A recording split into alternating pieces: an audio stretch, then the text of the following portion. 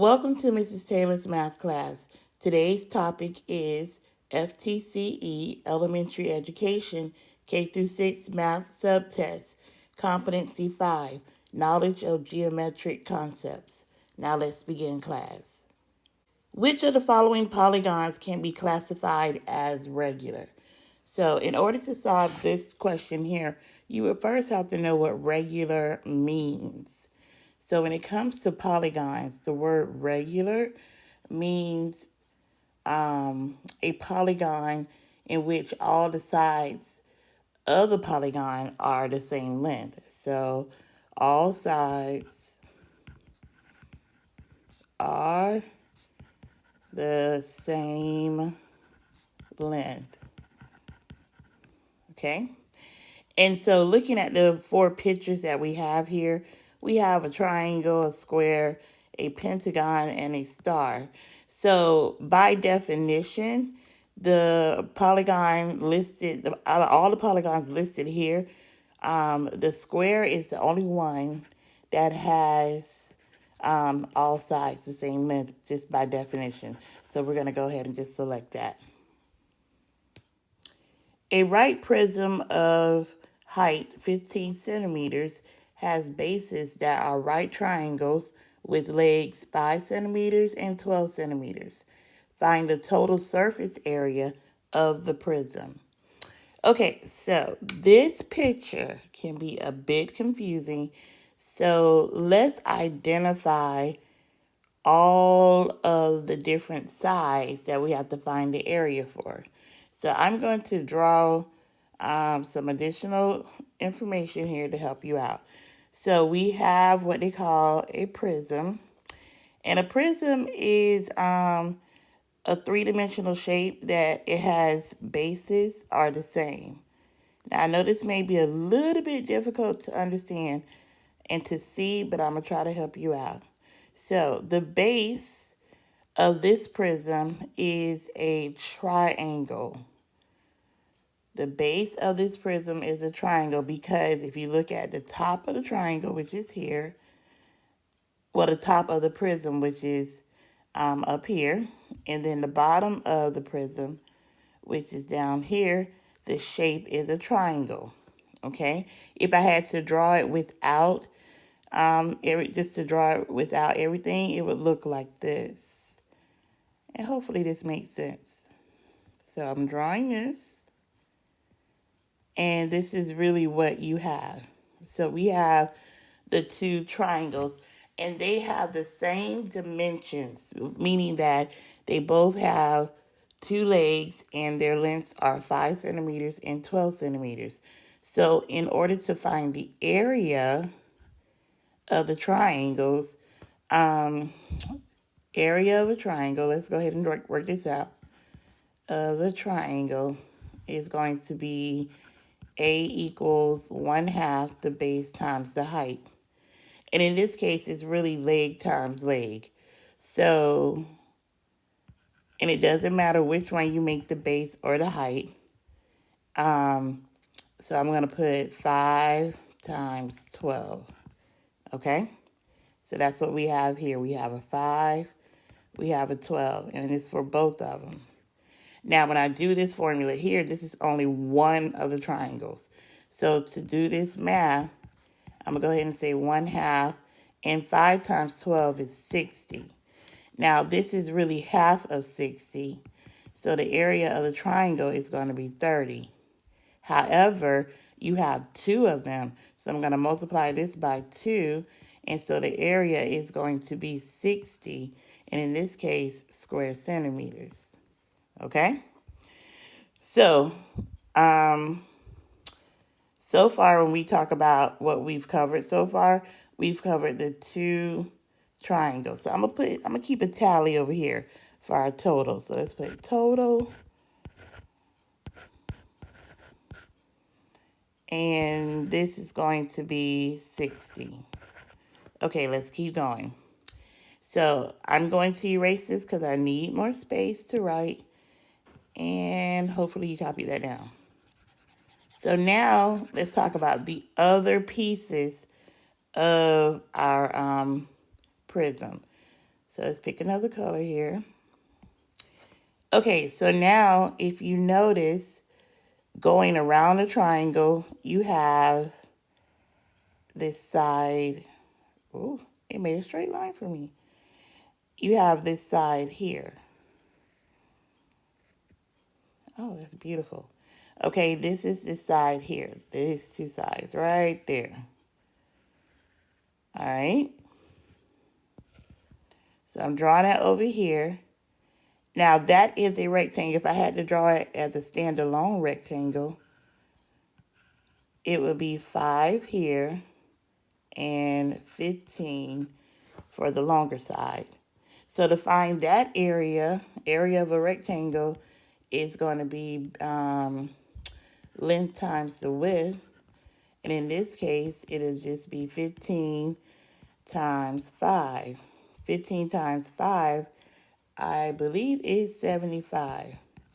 So this triangle would be 75 square centimeters. So I'm going to put this total over here. So now we got 75. So now let's pick another side of the prism. The other side of the prism would go on this side here. If you notice, this is it. So I could draw that from this line and here. And as a standalone shape, if I draw it again, okay, this is going to be 12 up here and 15 here.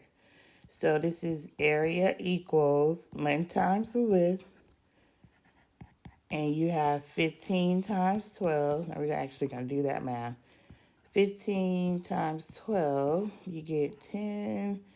This is 3, placeholder, 5, 1.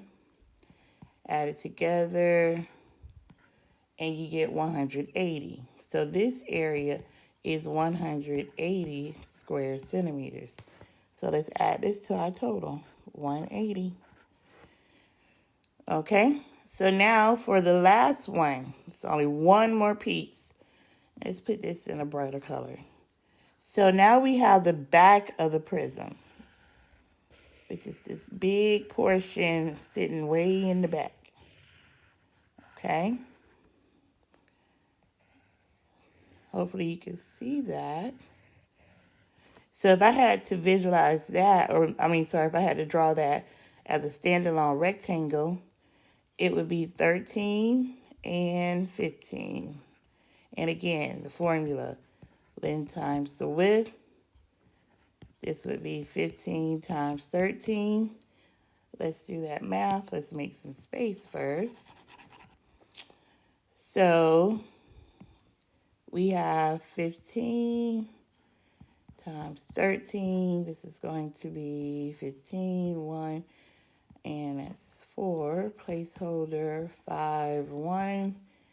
Together, 5, 9, 1. So this rectangle is 195 square centimeters. So let's add that on, 195. So now let's add everything together, and this will give us our total surface area. So this is 10, carry the 1. 7 and 7 is 14, 14 and 17. What's 14 plus 17? Let's see here. 11, 31, and then you have 5. So our answer is 510 square centimeters. A living room is 2 times as long and 1.5 times as wide as a bedroom. The amount of carpet needed for the living room is how many times greater than the amount of carpet needed for the bedroom.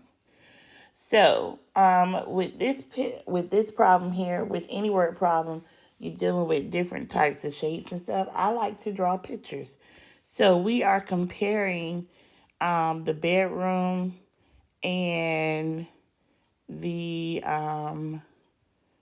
living room. So we're comparing, it says how many times greater is the carpet needed. So carpet covers. So if you need to, we need to compare the areas. So we're going to compare the area because carpet is a covering of a space. So let's start with the area of the bedroom. So we're going to call this our bedroom. And we don't know the width and we don't know the length. So we know in order to find the area, it's going to be area equals length times the width because it is a rectangle. So let's also draw a picture for the living room. And we know it's a bigger picture, a bigger area, but we don't know how much bigger. So we have the length and the width as well. And this is the living room.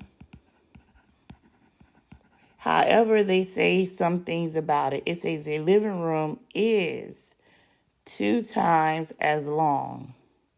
2 times as long means I need to put a 2 here that says twice the length. And then it also says it is 1 1/2 times as long as half 1 1/2 times as wide. Excuse me. So we're gonna make this 1 1/2. I'm gonna make it as a decimal, 1.5. Okay, so you're comparing the dimensions of the living room and the bedroom. For the bedroom, we know that it is a certain length and a certain width. But for the living room, we know, according to the reading, that the living room is going to be twice as long as the length of the bedroom and 1 1/2 times as long as the width of the bedroom. So that's why we put the 2L and the 1.5W with the dimensions for the living room. And I hope that makes sense. So now, how do you calculate how many times greater it is? So again, you remember the basic formula is area equals length times the width. Well, we just calculated the bedroom. We just wrote it down. L times W. Now let's do the same thing for the living room. In this case, it's going to be length times the width, but our L is really 2L. So we're going to put 2L times the width, 1.5W. Okay? Now let's multiply those two numbers together. 1.5 times 2 is going to get us 3.0. So this area is going to be 3LW because we don't know what the length is, we don't know what the width is. So they say how many times greater is the living room than the bedroom? And when I say the living room, the bedroom, meaning how many times greater is the amount of carpet needed for the living room than for the bedroom. And in this case, it would be 3 times greater, C. The center point of the circle is located at which point on the coordinate grid? So in order to be able to read a coordinate grid, you have to know what the numbers mean. So first off, you have an ordered pair.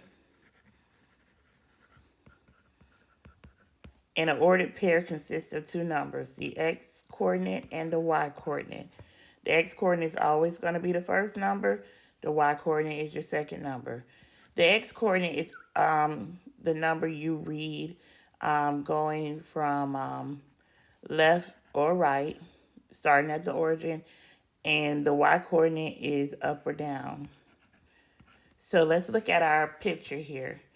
We have A, which is the center of the circle, and we need to find the number that is from the x-axis and from the y-axis. So let's draw a line. If you notice, that's at -6, and then we draw a line over here. That's at 4. So which one do I pick first, okay? So you always pick the x value first. So this is first, and this is the second number. So the ordered pair is -6 and 4, which in this case is C. A sixth grade teacher is plotting the vertices of a rectangle on a coordinate grid. The first 3 points he plots are 3, 1, negative 1, 1, and negative 1, negative 1. In what quadrant should the last vertex be plotted? So I'm going to draw a coordinate grid and I'm going to plot those points. So we say 3, 1, 1, 2, 3, and a 1 that goes here. Check, I did that one. And then negative 1 and 1 goes here. Did that one. And negative 1, negative 1. That goes here. And you're trying to make a rectangle, so naturally you want to go to this area right here to actually make your rectangle. Okay? What quadrant is this in? You need to know how to do the list of quadrants. So this is quadrant 1, quadrant 2, quadrant 3, and quadrant 4. And you list quadrants by Roman numerals, so that's why I wrote it like this. So the quadrant that our last point would go in, or the last vertice, would be in quadrant 4D. On an old map, a student circled the sun.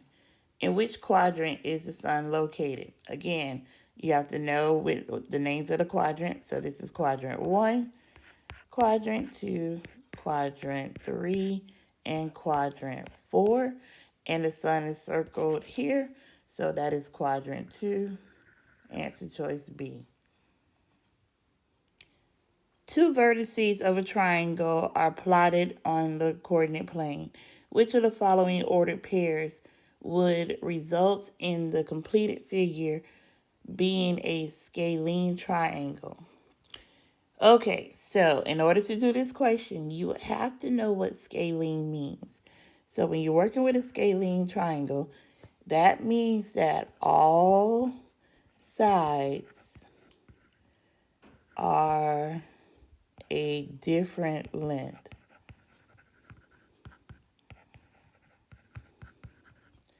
Okay, so let's go through each one of the ordered pairs and let's figure out what type of triangle is created when we plot the different points. So our initial points are the two black dots here. Let me make them bigger. So we have this one here and this one here. Okay, so if I was to plot the first dot 0, 0, I will put it here.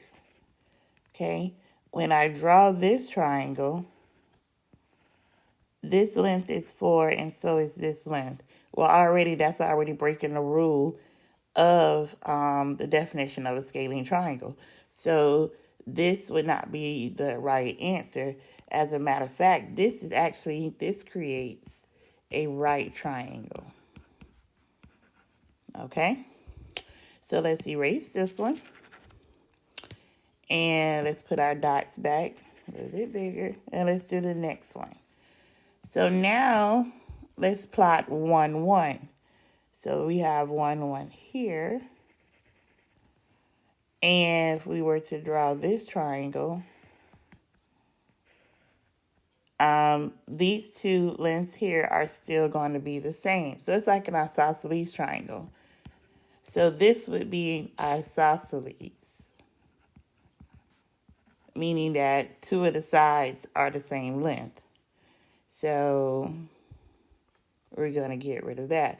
And as a matter of fact, the first one is to give it a better name. This would actually be an isosceles right triangle. Right triangle, okay? Let's keep going. Let's get rid of this triangle here. Let's put our dots back here and here. And let's go to the next one. So we have 2 and negative 2. So we have 2 here, and then down 2 is going to give me that. So there we go. So with this one here, all the sides are different. They all have a different length. This is short. This would be the first one. This would be the second one. This would be the third one because that looks like it's longer. So that meets the definition of a scalene triangle. So yes, this is the one you want.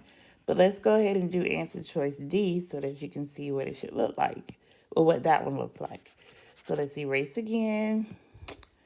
Let's put our dots back. And let's do the last one, which is 0 and -4. Oh, wrong one. Sorry. Whoops. Come on, Kim. Okay, let's do that one more time. So let's do the last one, and it's going to be 0, -4. 0 here, go down 4. And so this creates another isosceles triangle. And it actually does create a right angle. So this right here would also be a isosceles right triangle. So our answer is C. Which statement is true about a triangular pyramid? First off, let me draw a triangular pyramid for you. A triangular pyramid means that you have a pyramid and the base of the triangle is, the base of the pyramid is a triangle. So this is going to be my base of the pyramid, and then I'm going to attempt to draw the rest of the pyramid. So I'm going to put a dot here, and let's draw the rest. Here, here, and here. Okay, so this is my triangular pyramid. The base is the triangle in the black, and then up top is the pyramid portion, okay?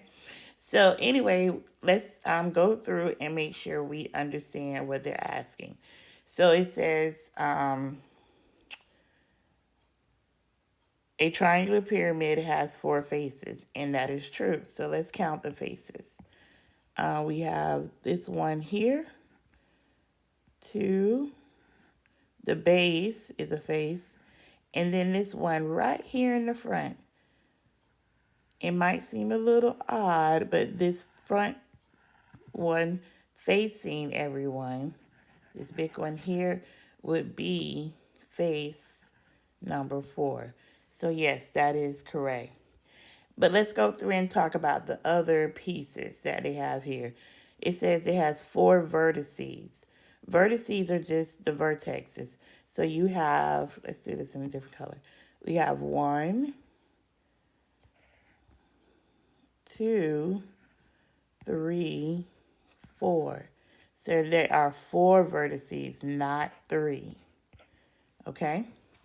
Now let's talk about the edges. Let's do that in a whole nother color. So for the edges, let's count them. We have 1, 2, 3, 4, 5, 6. So there are 6 edges, not 7. And then it says a triangular pyramid has a square face. Well, none of the faces on here are squares, so that doesn't work either. So answer choice A is it. A rectangular prism has a length of 3 units, width of 4 units, and a height of 5 units. What is the volume of the prism? So a rectangular prism is the same as like a cube or a box of some nature. So I'm just going to draw one here. A length of 3 units, a width of 4 units, and a height of 5 units. To find the volume of a prism, it is V equals L times W times H. And so we have all of that. The length is going to be 3 times the width of 4 times the height of 5. And these two are going to get you 12 times 5. So your volume is going to be 60 cubic units. So that means you have an exponent of 3. Answer choice C. Thanks for watching.